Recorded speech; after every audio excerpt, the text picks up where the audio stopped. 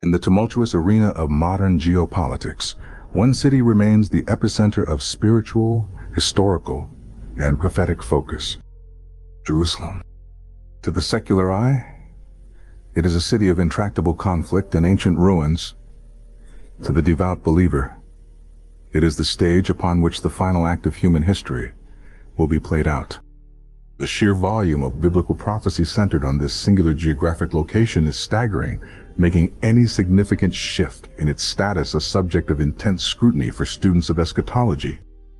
We currently find ourselves in a period of unprecedented convergence, where headlines match ancient texts with alarming frequency. This is not merely a political situation. It is a spiritual barometer. This is a biblical alert regarding the mystery of Jerusalem and the undeniable signs preceding the end of the age. To understand the future of Jerusalem, we must first appreciate its unique spiritual mystery. In Psalm 132, 13, 14, the scripture declares, "For the Lord has chosen Zion, he has desired it for his dwelling place. This is my resting place forever. Here I will dwell, for I have desired it."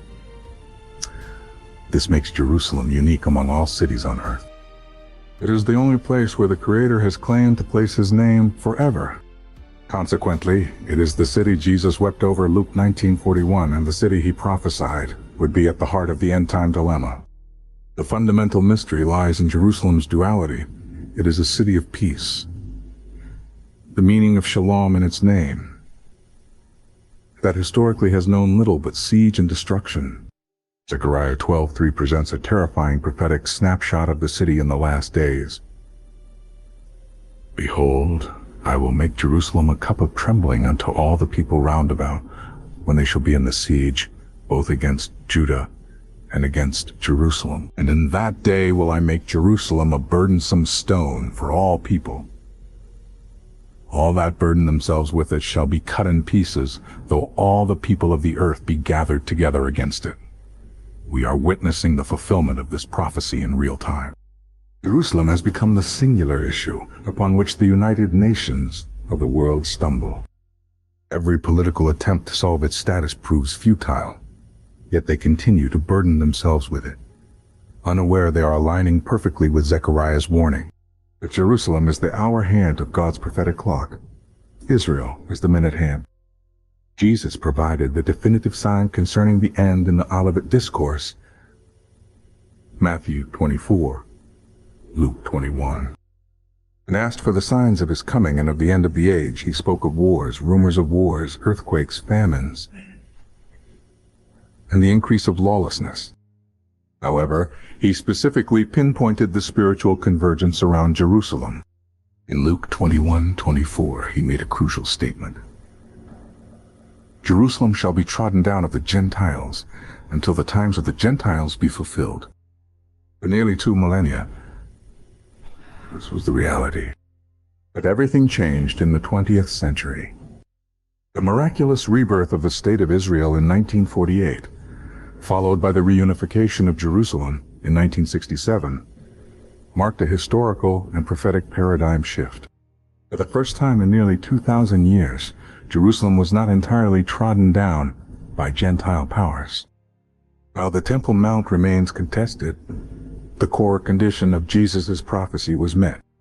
The single event signaled that the times of the Gentiles are nearing their conclusion.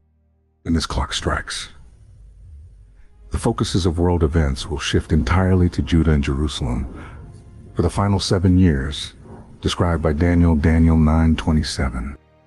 Another significant sign preceding the end tightly woven into the mystery of Jerusalem is the push for the third temple. Revelation 11:2 and 2 Thessalonians 2:4 speak clearly of a functioning temple in Jerusalem during the final years.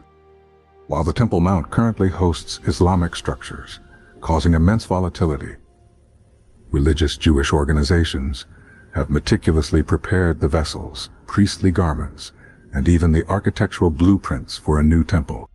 The very presence of this specific, active preparation, unseen for centuries, is a massive prophetic red flag.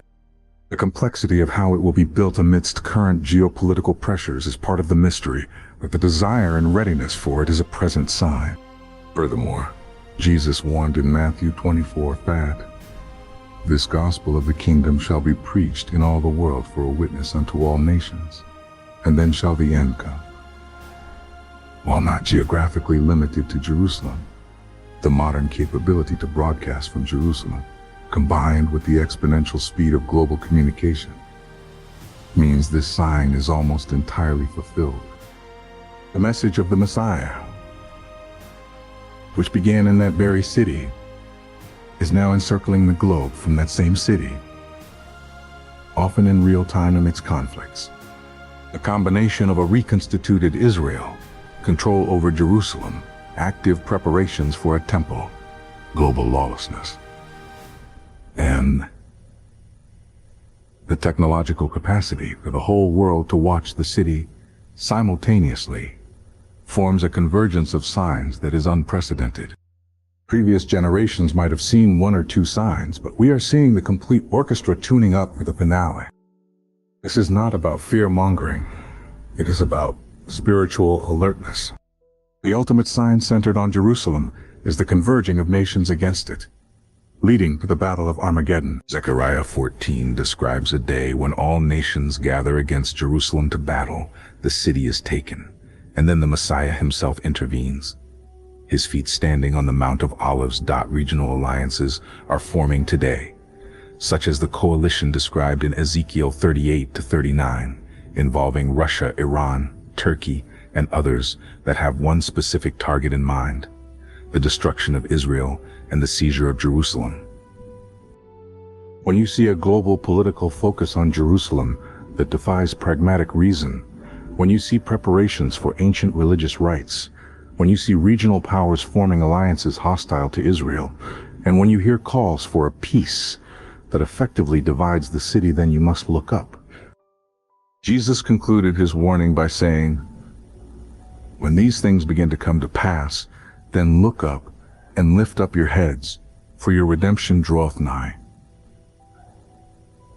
The mystery of Jerusalem is unfolding before our eyes. The signs are clear. The alert is active. The King is coming.